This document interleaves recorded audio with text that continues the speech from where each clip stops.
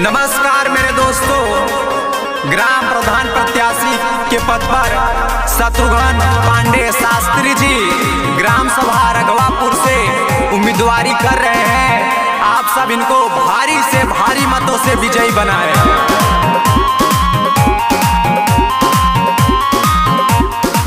सुना ये बाबू भैया बतिया न भूली जई हो, करी ले तना गुहरिया के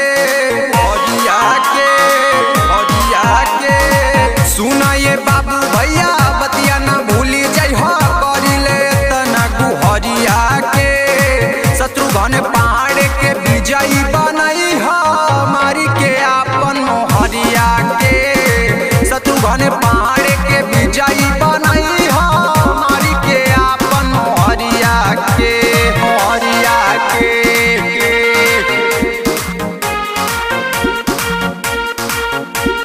कलयुग के है किशन कन्हैया शत्रुघ्न भैया, शत्रुघ्न भैया कलयुग के है किशन कन्हैया शत्रुघ्न भैया, शत्रुघ्न भैया।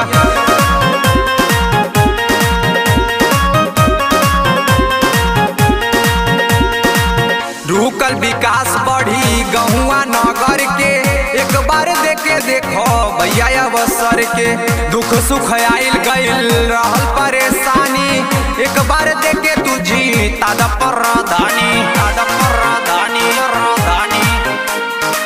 रुकल विकास बढ़ी गहुआ नगर के, एक बार देखे देखो भैया अवसर के।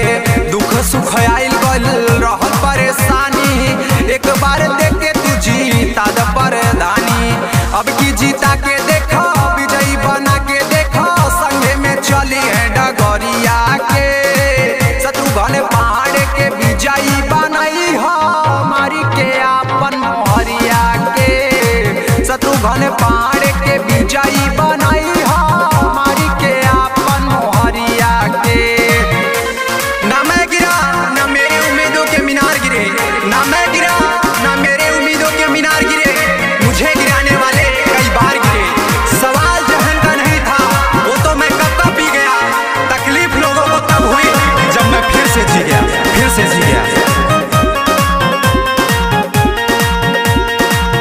लवक नेक हुए साथ साथ बाटे, करी है सपोर्ट वरुण गिरजानंदन पांडे। भूल न जई हो जदी केहू बहकाई, सत्य मिश्र कहेला बतिया बताई।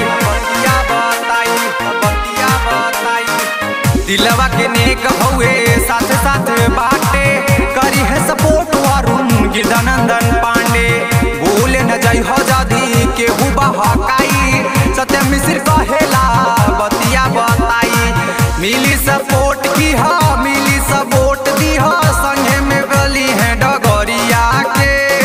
शत्रुघ्न पहाड़ के विजयी बनई हो, मारी के आपन मोहरिया के। शत्रुघ्न